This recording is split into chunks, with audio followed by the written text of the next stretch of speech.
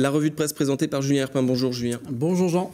On va parler de The Bridge, l'un des gros événements de ce week-end. Oui, avec les hebdos comme tous les vendredis et évidemment l'écho de la presqu'île qui fait largement écho à l'événement The Bridge en s'intéressant non seulement aux festivités mais également à la présence américaine à Saint-Nazaire. Il y a 100 ans, les Américains à Saint-Nazaire, 8 pages spéciales dans l'écho de la presqu'île pour se remémorer les étapes de ce débarquement américain le 26 juin 1917. Et puis pour se rappeler aussi des traces laissées par cette présence américaine, on pense notamment à cette base d'hydravion basée au Croisic, mais également à l'hôpital militaire de Savenay, à cette station de ballon dirigeable à Paimboeuf, ou encore, et ça existe encore à Saint-Nazaire, à l'étang du bois Joalan.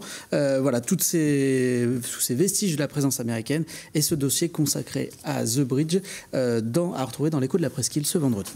Et dans le courrier du Pays de Ré, on parle de patrimoine.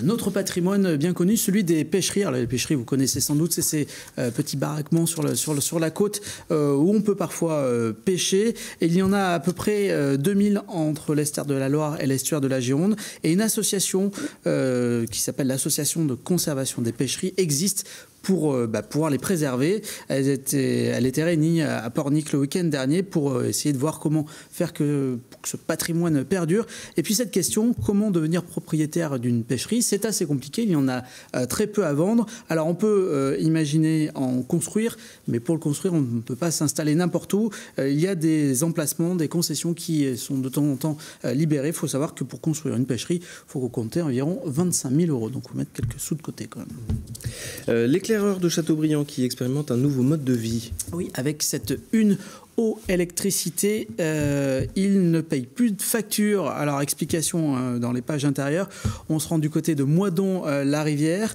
où en 1967, Patrick et Brigitte Baronnet ont installé leur maison autonome. Ça veut dire quoi? Elle n'est ni connectée à l'eau, ni connectée à l'électricité. Elle fonctionne avec l'eau de pluie, un puisard, des éoliennes, des panneaux photovoltaïques. Et en 2012, le couple a décidé d'élargir cette maison et de favoriser un éco-hameau. Bilan des courses, il y a actuellement 7 adultes et 2 enfants qui vivent dans des bâtiments construits autour de cette maison autonome. Et ils organisent régulièrement des stages pour expliquer comment on peut fonctionner de manière autonome, sans eau, sans électricité. Voilà, enfin, du moins en le produisant soi-même. Et pour terminer, on n'a pas le temps. Tant pis. Merci Julien. Merci Jean.